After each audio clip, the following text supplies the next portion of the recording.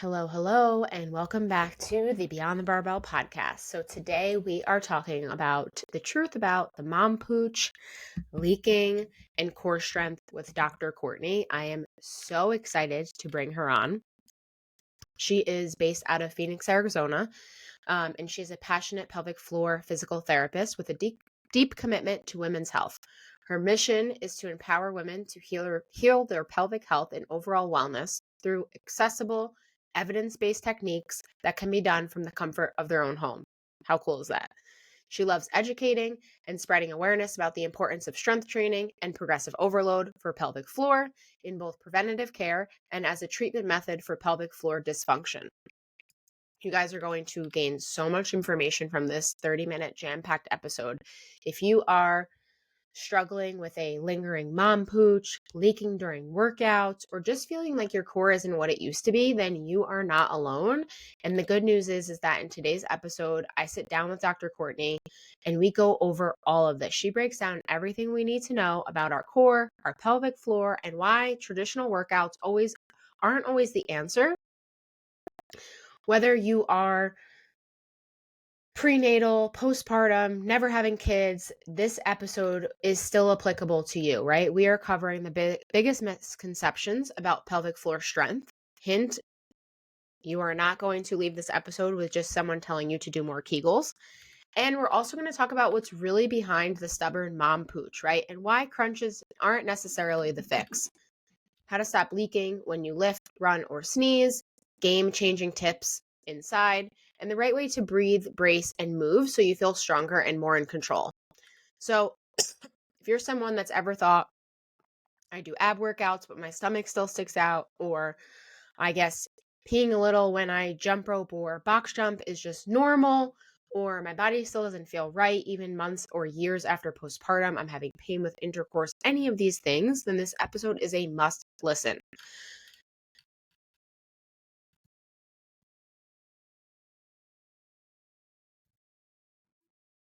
Hello, everyone. I am here with Dr. Courtney, who is a pelvic floor physical therapist. Thank you so much for coming on to the Beyond the Barbell podcast. I'm so happy to have you here. Thank you for having me here. Hello, everybody. I'm super excited to be here today to talk about all things pelvic health.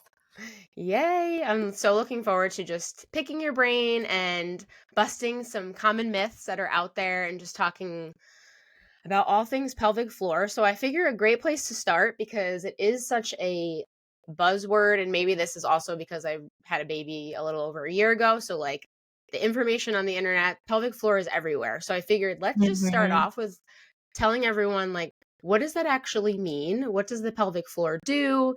If you could just give us and the listeners like just a quick breakdown of its role, the quick and dirty nitty gritty pelvic floor.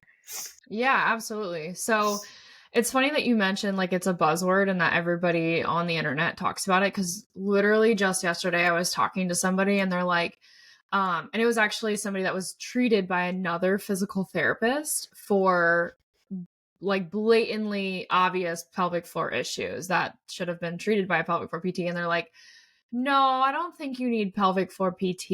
It's just a buzzword on the internet.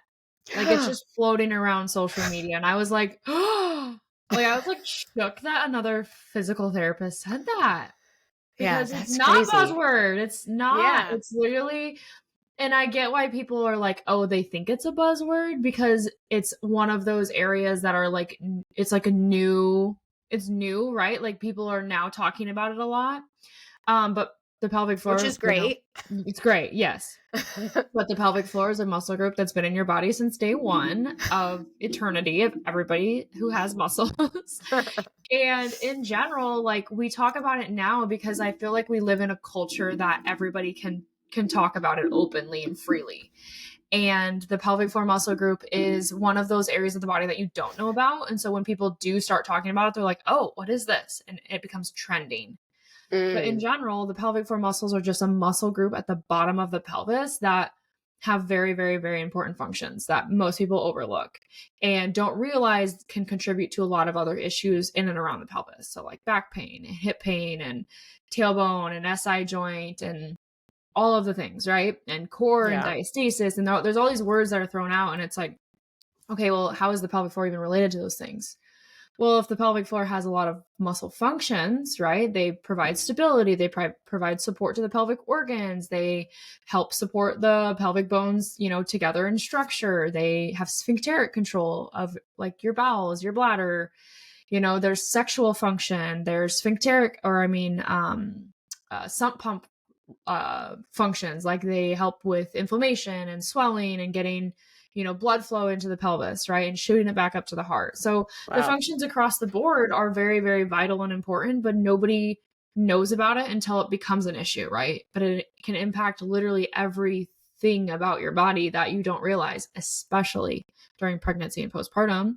It's just the opportunity that showcases all of these pelvic floor issues, but anybody can have pelvic floor dysfunction. A male, a female, no babies or not, right? So yeah, it's not a buzzword, it's a thing, it's real, and Yeah. everybody should know about it. Yeah, and I feel like, so I use the word like buzzword to describe it, and obviously totally agree. It's very important. And, up until I took a certification to become a pre and postnatal coach, like that wasn't taught to me when I became a personal trainer or when I was going through anatomy and physiology. Like it wasn't really like an area of focus. But I feel like just like anything, right? With trends, there's like someone like you who's great, who breaks down all this nitty gritty information and makes it easy to understand and digest. And then there's also a lot of people out there that are, I'm sure you see this all the time, telling you to do, you talk about this a lot in your content, like just got to do Kegels, or you just have to do Mhm. more XYZ. And that like isn't necessarily the case. And that this really is a very individualized thing. Like, yes, everyone has one, male or female, but what can Yes, be going on underneath can be so vastly different from person to person. definitely. And I want to talk a little bit more about, because a lot of the listeners have either have kids or maybe they're pregnant for the first time. Like, what are some things specifically that happen to the pelvic floor, during pregnancy and postpartum? And, why is it so important for us to kind of start to really give a shit about this thing that's been there all along that maybe we've kind of been Yeah, ignoring?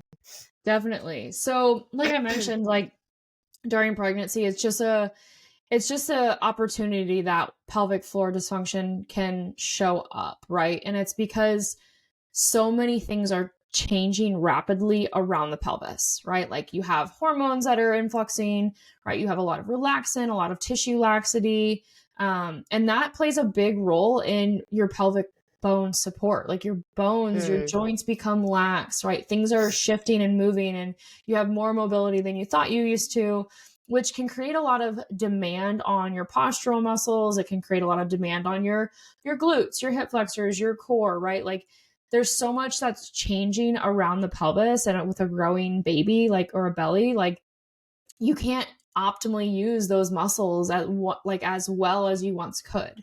So that is a perfect opportunity for pelvic floor dysfunction to start to manifest, because of that, right? But with that being said, too, like a lot of women also have pelvic floor issues prior to mm, pregnancy that are little annoyances or minuscule that they're like, oh, I don't even know what this is. Or like, it's just become so normalized in culture that like, oh, if you sneeze, you leak a little bit. Like, oh, just part mm-hmm. of being a woman. Like, it's Yep. Or fine. if you jump rope or jump on a Yeah, it's like box. it's so normalized. And so then when you get pregnant, it's like these issues really show up, right? And it's like, oh my gosh, now I need to do something about this. Like, because now it's an opportunity that it really does bother me. Like, I can't even go for a walk without leakage, or like, like painful intercourse, or like hip pain, SI joint pain, like tailbone, all these other issues start to really show up in pregnancy because of the highlighted belly, right? The whole experience of like the growing fetus, your postural changes, your shifting center of mass, like all of these things are really becoming like really, really apparent that that's when those issues really show up. However, then you have postpartum, right? So maybe they're not even, Oh, I mean, yeah. not everybody has issues during pregnancy, like not at all. And then Yeah. maybe they have a glorious pregnancy, no issues whatsoever, no pain, no leakage, no nothing. And then you have the postpartum experience where you have these issues pop up and you're like, oh, like I never had these issues before. now I better research. And a lot of women have that idea in their mind too, that, oh, I don't have any issues during pregnancy. I'll just wait. I'll just wait till I'm postpartum and see if they pop up. And then that's when I'm going to do something about it. And it's like, why? Why aren't we Yeah. just being proactive? Like, if we know that pregnancy highlights these dysfunction or this dysfunction, then why don't we become proactive about it? Because proactive care is way easier than reactive care. I'm telling you all listening right now. And Trust me, this that is what I is, do for a living. yeah, Reactive that's care is such a, good advice. I mean, and isn't that the yeah, advice for like a lot of things in life, right? If we could just like be more proactive about yes, our health, we would be so much yes. better off as we age, With right? everything. Yeah. Like, it Yeah. really just, like, it's like your car, a car engine, right? Like, the check engine light comes on. Like, you're not just going to keep ignoring it and you're just going to keep driving your car around. You're going to go drive 400 miles of the Grand Canyon and back. Like, you're probably not going to go on that car trip. You're probably going to go get that car checked, right? Because you're like, what happens? What if it blows up? Like, okay, that's the worst case scenario. Like, I love Yeah. it. I just jump to that conclusion. But, like, for example, right? Like, you're going to go do something about it. Like, when your body is showing signs in pregnancy or even postpartum, like you're having these small things of leakage, or even pre-pregnancy, like, I'm not going to leave that one out. You're having pain with intercourse, uh separation in the abdomen, leakage, bowel incontinence, like all of these random things that are happening down there. Like, perfect opportunity to be like, check engine lights on, like, let's go Yep. check it out, like, let's not keep going. You know what I mean? Like, we have to treat it just like that analogy, because if you don't, then it is reactive care and it's a lot harder to treat, like, honestly. And it becomes more frustrating because then you really can't do activities that you love. You can't enjoy time with your kids because, like, for example, jumping on trampoline. Nope, honey, I'll watch you from over here. You know what I mean? It's like those instances Yeah. where you don't realize it's a nuisance to your life until you're in the moment. And then you're like, oh, dang, I really should do something about this. And again, some people do, some people don't. Yeah. And there's nothing worse than just being sidelined when you could have been just doing like, and it seems like from what I've gathered, at least from a lot of your content and information that you put out, is that it doesn't need to be this like long, robust addition to what you're already doing. It can No, be these like very small, quick couple minutes here and there, and you can have a light year of like a different experience, whether, you know, it's you're going to have a baby, you're pregnant, you're postpartum, like any part of it. You can just do a little bit, again, just like anything in life, right? Like small little habits yield huge results. And I feel like yes, this is very similar, right? Um, absolutely. so talk to me about that was all like so much great information. So moral of the story is like just start doing something now, even if you don't necessarily feel like you need it. That's the Check message we want to engine, take away baby. from Think that. about it as the check engine light. Yeah. So what's the deal with like what should we be doing, right? Is it do we need to just be doing more Kegels? Like what is how does someone know where to even begin? So let's say they're like, okay, yep, Dr. Courtney just listed off 4 things that I'm experiencing and like I need to start and like I'm right there with everyone listening, right? Have several of those things on that list, especially being a postpartum, you know, Mm-hmm. individual now. So where do we begin? Like where is a good place to start? Is it just the Kegels? Like what's the deal? Yeah. So the thing about Kegels is like, if you're gonna be somebody who, like, I don't know what I'm doing, I'm just gonna Google, like, what do I do if I have pelvic floor dysfunction? What do I do if I have leakage? Like, don't be that person, first of all. WebMD, like, will tell you have cancer. Like, don't do that. But Yes. my version of WebMD in the pelvic floor world is just do Kegels. Like you have pelvic floor issues, just do Kegels. And it's like, oh my Yep. gosh, like, please don't do that. Because this is why Kegels get a bad rap. A lot of times with pelvic floor physical therapists, we have 2 spectrums of the pelvic floor PT. We have the pelvic floor PT that's like, do your Kegels. Heck yeah, do them. That's what you need to do.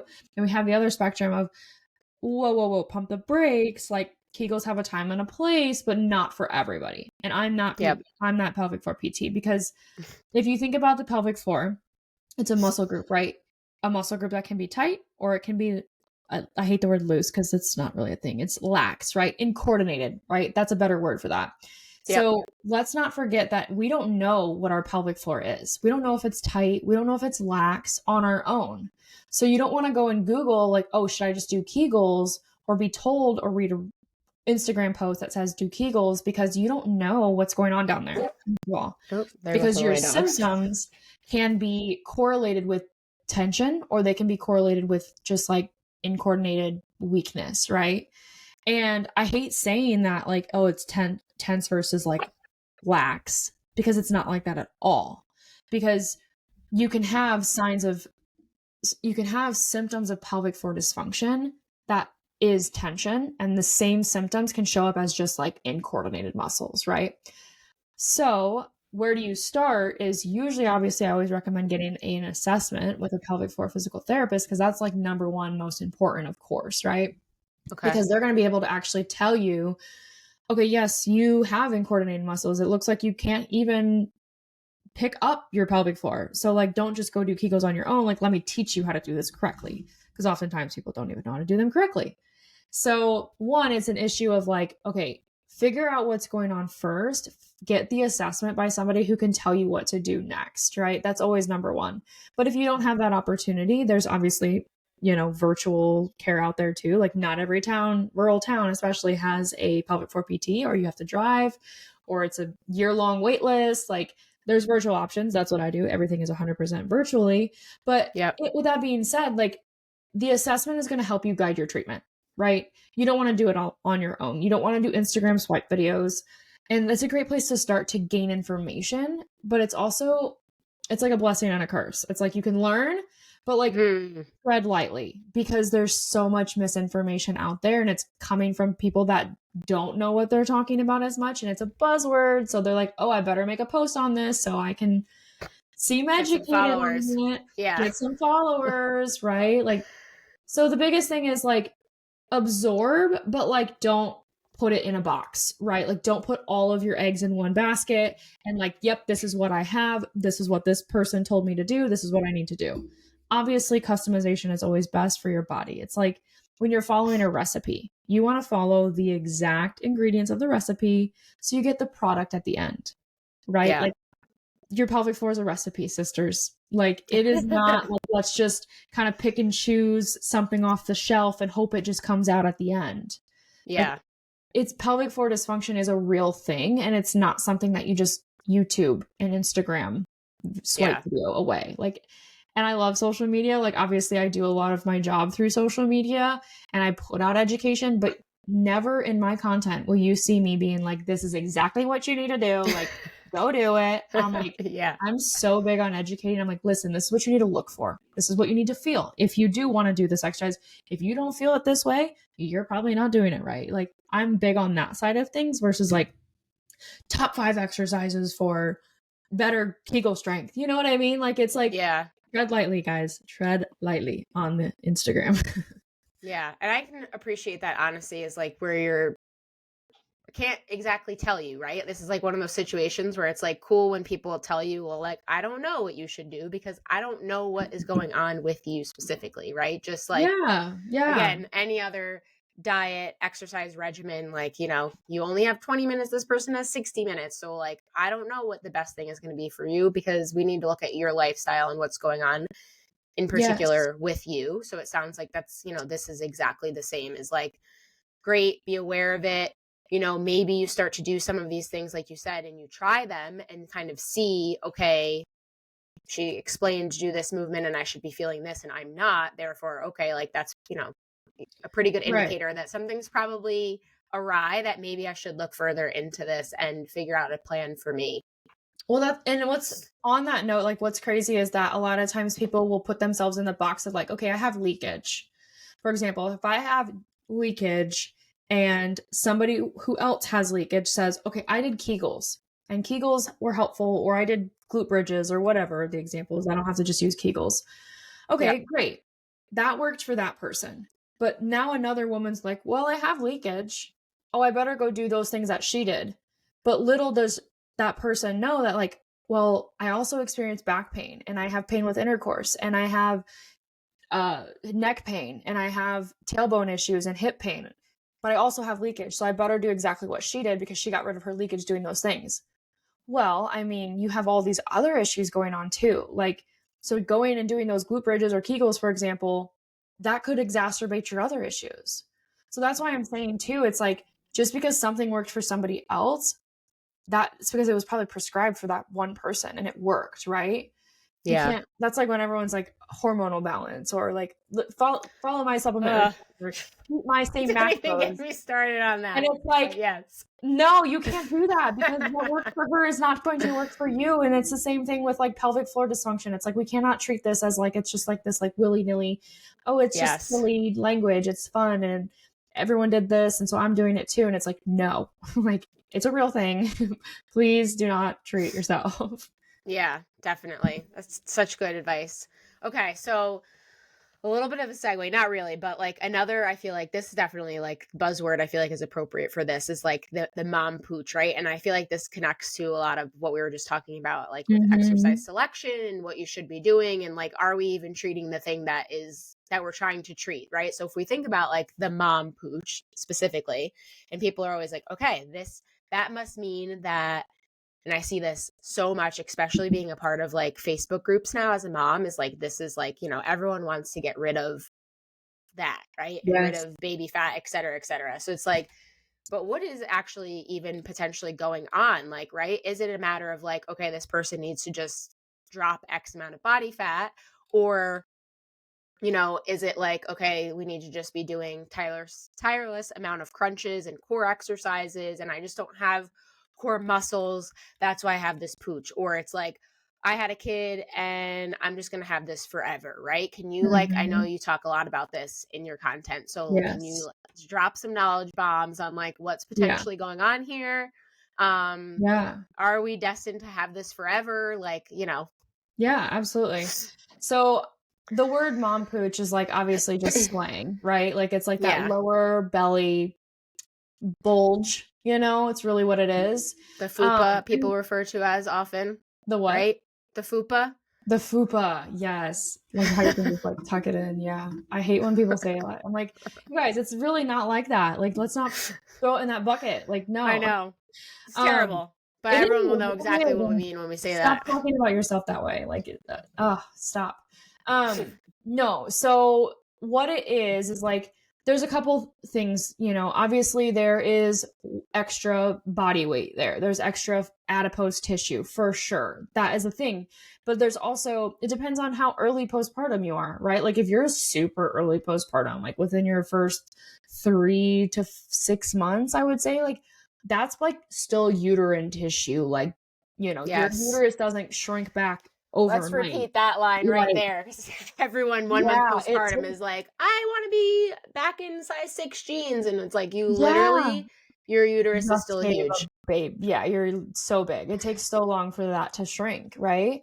And so there's that. There's the tissue itself. There's swelling. There's inflammation. There's water weight. There's so many factors that play a role into that illusion, especially early postpartum, right? And then the second thing is like the pooch itself. If say women have like a flatter kind of upper ab, middle ab, like their rectus is kind of flatter and then they just have that lower pooch. Sometimes that's just pressure distribution, like mismanagement of that pressure, right? Like you're an upper ab gripper, you grip your rectus abdominis, you overuse those muscles, and you're constantly bearing down into the lower abs or the pelvic floor, the girdle, essentially. Like that can be a illusion of like a pooch that can go away if you learn how to manage pressure better.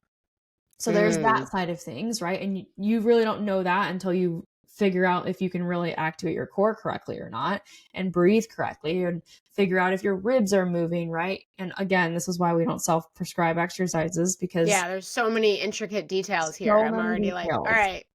Yeah, like poor thoracic spine mobility can be the reason you have a lower belly pooch, right? Didn't think about that, did we? If we just kind of Googled our symptoms, right? So it's really important that like we don't just throw ourselves in these situations of like, oh, I'm destined to have this. I'm going to have this forever because I had a baby. It's like, well, if we get to the bottom of it, maybe we make sure our diet is really in check. We've done the core exercises, right? We're drinking enough water. Our posture is better. We're doing all of the things right. But maybe it is like a pressure distribution and you actually do bear down when you exercise and you hold your breath. And it's like, then maybe that's the reason. Or it's literally because you are eating way more calories than you're burning, right? Like, is it true adipose tissue just kind of lingering, right? There's those sides of the coin. So it's like important to tease out everything, because if the adipose tissue is the truth and you know how to activate your core and you do all the core exercises right and you're breathing right and it's like that's not going away, maybe we address like diet and exercise activity and all of that as well. So I Yeah. hate that people talk about it like that, but there's a lot of reasons, for it. And it could also be like a C-section scar. Like a C-section scar shelf is what they call it. Like when the tissue Yeah. just kind of like bulges over like the scar itself. And that also too can be a result of scar tissue immobility, right? So the tissue Oh, underneath the yeah. scar is like so thick, which can also impair your ability to even activate your core properly. So you got to get that tissue mobilized before you even start doing a bunch of core things. Like there's so many things Oh at my play God. Yeah. here. That's why it's so important to just like go talk to somebody to be like, listen, this is my laundry list of things I'm dealing with. Please help me. Like, get it Yes. out of your hands, get the mental load off of your mind. Like, it's just another thing, just don't worry about it and have somebody else help you with it. Yeah. And I love how accessible you're making it sound, right? Because being, again, someone that just had a baby 14 months ago, I will first-handedly say that, like, your OB doesn't really know a whole bunch, right? My discharge at my post partum appointment was actually 4 weeks because I luckily had a very smooth birth, delivery, natural, like everything was fine. So Mhm. they were like, come back sooner. But anyway, as I'm getting discharged, it was like, and my doctor is this like 75-year-old man, one of the doctors I saw, which loved him, but he was like, all Yeah. right, you're just gonna like, we all end up with core separation, ab separation, obviously. We just grew a baby. And it was like, Mhm. just do crunches. Like that was the discharge. It was like, just go do, crunches are great. And I think maybe he might have said planks too, like the two most generic Oh, vague exercises that could ever possibly yes. exist, which are great exercises, right? Not knocking these things, but like that was the prescription. It was just like, go start doing that stuff and like you're gonna be fine, right? And um and then to get in to even see, so where I'm located in the Hudson Valley, if anyone listening knows where that is in New York, there actually aren't even a lot of options.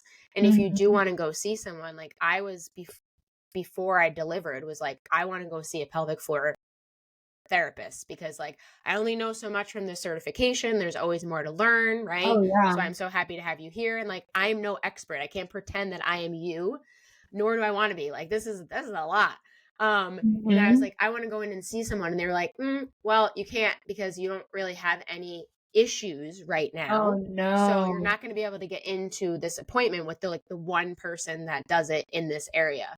And even afterwards, it was like going to be a very challenging experience to get in there. So I love how, you mentioned earlier that like this can be done and you can get help um on the internet. And this is where the internet Yeah. can be such a cool thing because, you are in Arizona, right? So someone Mhm. in New York can still get treatment and figure out what's going on and not have to live with these symptoms long term and fight, you know, their local Exactly. medical system or the terrible advice from their OB to just go home and do crunches. Well, that's the thing. It's like that's the medical system that it is today, right? It's not as much preventative as I wish it was, right? It's a lot more of reactive care. It's more of that sick care. And it's also like, I don't have the time. So just go do your crunches and sit ups or your planks, Mm, right? Like, I don't really know, but this is what I do know. And so just go do that. And it's like, well,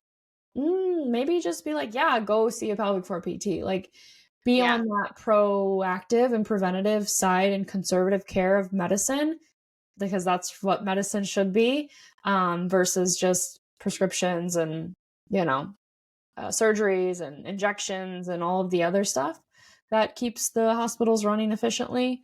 Um, and so sometimes it really does look like having to go out of network and seeing somebody outside of the four walls of your insurance company because truth be told, like healthcare providers are burnt out, right? Because of the medical system, the insurance based system. And so, for your Yeah. example, like I couldn't get in because I didn't have enough issues, right? Any other provider out there that's not run by the insurance system will be like, come on over. Come on over. I would love to help you because Yeah. that's what we're there for. Like, that's what I went to school for. I didn't go to school to be that provider that was like, let's just do Kegels and I'll see you back in 3 weeks and I see you for 10 minutes. Like that's awful. That's awful care. And that's not care. That's not pelvic floor physical therapy. And I don't want anyone to ever view pelvic floor physical therapy as that. So like there is help out there, even if it's not in person, like you can get still good quality care, and something specific for you, even if you're not in person. So don't like limit yourself. Be like, oh, I can't see a pelvic floor PT and I'm just hopeless. It's like, it doesn't work. Or try to YouTube doctor yourself into fixing these problems. Exactly. So I think great opportunity for you to, so I am a part of actually your free community. So would love for you, like, tell the listeners, you know, again, maybe you sparked or hit a nerve, or they just want to be proactive and get ahead of these things before, you know, anything transpires. Like, where can they find you? How can they work with you? Tell us a little bit maybe about the free community that you have, which is so awesome. Or just like side tangent. I've only recently been in there for like the past like 2 weeks or so, but after I've, you know, been binging your stuff for a long time now, but it is, for anyone listening, I can't wait for her to tell you about it, because I cannot believe it's free. Because there's so much inside. I was really honestly blown away once I got in there. So so my free community is in school, SKOOL, not like real school, but like the cool school, you know? So school is an online platform. Here I am like vouching for school. I'm like, everybody go down to school. Is basically like an online course, like a Kajabi, and a Facebook group had a baby, which can seem like it's like, oh, people are like, I just don't want to download another app. And it's like, okay, but this is not social media. Like when you're on Facebook groups, like you're still on social media. I wanted it to be outside of social media because social media is a lot. Like I'm trying to get off of social media, you know? And so inside school is an opportunity for me to provide courses and like mini challenges and just a big, huge education platform combined with a community. So not only do you go inside and learn, but then you can go inside and meet and connect and talk about anything you're struggling with or want to celebrate with somebody who understands. Like that's where you can go do it. And it's wonderful because everybody can come together to learn together, where it feels like you're just not alone in the journey. Because Facebook groups, I have a Facebook group. That's why I shut it down, because it became an issue, right? It becomes one of those negative things. It's like, I don't know, there's a lot of Facebook groups out there and I'm a part of a lot of them. And it's just like complaining, right? It's not people getting real life solutions because there's no education inside of it. Typically it's just it's just random people telling you to drink skinny teas and get a waist trainer. Exactly. Or go do your Kegels and planks, right? Like that's it. It's crazy out there. And it became negative. And I was like, this isn't helping anybody. Like, I don't want people to come to my Facebook group and just complain. Like, that's not cool. I want them to come and learn and then connect and like feed off of each other's wins. When somebody else celebrates that they no longer have leakage when they run, I want the other women to be like, yes, I can do that too. Let me go learn about it. Let me learn how I can go do that. And so that's why I created it. It's in school. It's called the Pelvic Wellness Academy. It's 100% free. There's never going to be a price tag on it. Like it's just a bunch of resources, and my team and I create little mini challenges. Like this month, February, we did a 14-day or 12-day intimacy challenge. So we did like 12 days of tips leading up to Valentine's Day to have pain-free intimacy, right? So we just do like little things like that. And like January, we did a 28-day pelvic health challenge. So for 28 days straight, you got a tip to your email, to your school account, with something that you can do really, really small, really tangible, something like drink water, do these 3 stretches to relax your pelvic floor, do this one thing for your mental health today. Like it's like small little things that like challenge you to like show up for yourself every day. So we do like little fun things like that to create the connection, the community. And honestly, like I've found by working with a lot of women that people just feel alone. They feel like they're the only one out there that struggles with this. They feel like nobody can relate to them. They feel like they have nobody to talk to about it. And it just became this really safe spot that women can just go to and yap. They go learn and yap with each other, right? The So, best of both worlds. yeah. So if you want to join it, you just go to school, download the school app, SKOOL, and then just search Pelvic Wellness Academy, and then it'll pop up. Cool. And I will make sure that it's going to be linked in the show note, guys, so you guys can easily access it because it is, like I said, it's phenomenal. There's so much stuff in there, and you'll be able to take action on some things like immediately upon entering and joining. And there's really great, just like step by step, start here. This is what you should do, blah, blah, blah, blah. It's like very straightforward. And like I said, easy. Love just the way Dr. Courtney breaks things down, makes it super digestible. And like she said, small, little, tangible, a lot about what I talk about in this podcast all the time is these small, subtle, little changes that will will have really big results, really add up, and will allow you to get back to doing all the other things that you want to be doing and not feel like, this isn't like an hour-long treatment plan every single day. It really can be integrated quite seamlessly into your life. Challenge in there. It's a 14-day exercise challenge that gives you one exercise to do every day for 14 days. One exercise, which takes you less than 7 minutes. Yeah, right? And it's definitely one exercise, which for 14 days, you get 14 different core and pelvic floor exercises that you can now take with you and put in your gym routine. And I teach you exactly what to do. Like that is the perfect way to just get started. So back to your original question in the beginning, what should I do if we should all do this.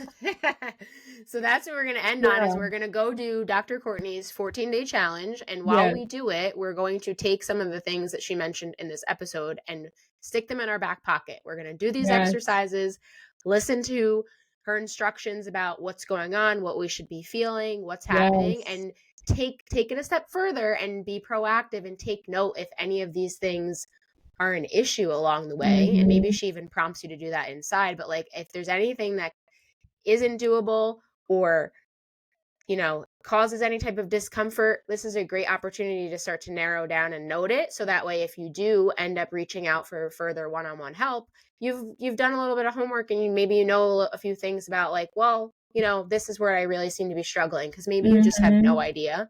Yeah. But you're curious about the topic and you want to take action. That's what you should start with. Dr. Courtney's 14-day challenge inside of her free community in school, which I will link in the show notes. And then we can take it from there.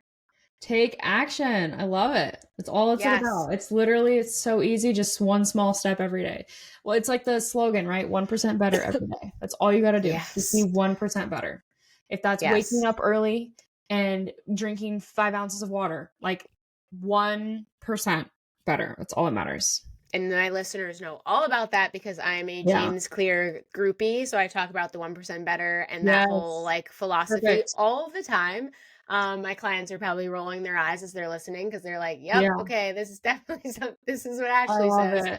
But it really is, keep repeating it and keep bringing it up because it really is all that it takes, so even though, it's a simple thing, not always necessarily easy, but very simple to do and get started. And this is a great, thank you so much for just giving us all this information and helping us kind of sift through some myths that are out there and just feel a little bit more educated as we kind of navigate the world that is social media. And we have all this stuff kind of thrown at us all the time. And now we have a great resource to join and, take some proactive measures about our health, whether you're having a baby postpartum or not, or even males, any males listening, this still, like Dr. Courtney said, like can still be applicable for you also. Well, thank you so much for having me. Yes. Thank you so much for coming on. I will talk to you soon.